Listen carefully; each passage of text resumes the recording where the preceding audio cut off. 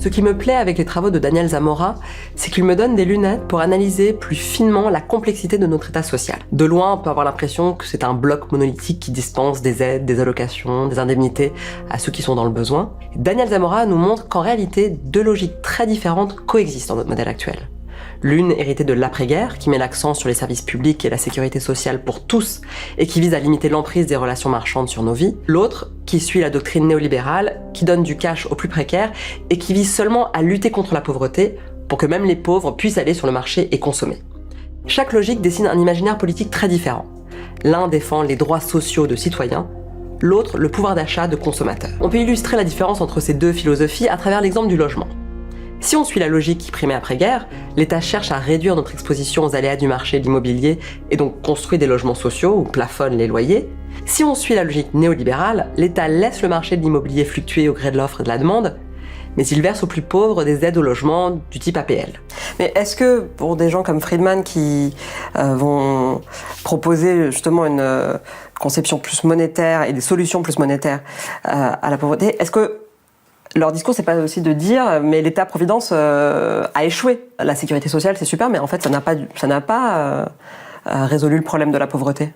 C'est un argument qui a effectivement assez fonctionné dans les années 70. Je pense que c'est une contre-vérité. Si vous regardez la plus grande baisse de pauvreté sur les 2 siècles qui viennent de passer, elle s'opère dans l'après-guerre. La création de l'État social va radicalement réduire la pauvreté dans nos sociétés et plus généralement les inégalités. Maintenant, il est clair que dans les années 60, la pauvreté n'avait pas été éradiquée. Il en restait beaucoup, et elle a fait l'objet d'un certain nombre de recherches. Elle réapparaît dans les années 70 comme quelque chose qui manifestement n'a pas été résolu par la sécurité sociale. Se posent dès lors 2 options différentes, qui est celle d'étendre cette sécurité sociale, de la rendre plus universelle.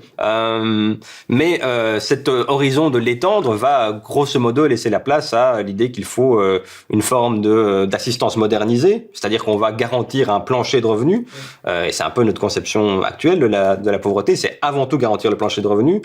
Et au-dessus de ce plancher de revenus, on peut beaucoup plus déréguler la sphère économique et essayer de se défaire de toutes ces grandes interventions horizontales de l'État qui nuisent ou pèsent sur le dynamisme de l'économie, etc., etc. Et donc ça, c'est, je pense, évidemment une des transitions qui va s'opérer, où la focalisation sur l'aspect monétaire va aussi de pair avec l'expansion des mécanismes de marché dans la société, certainement à partir des années 80, où on a un tournant assez important en termes de politique économique. En France, il est assez connu, puisque c'est le tournant de la rigueur de 1983.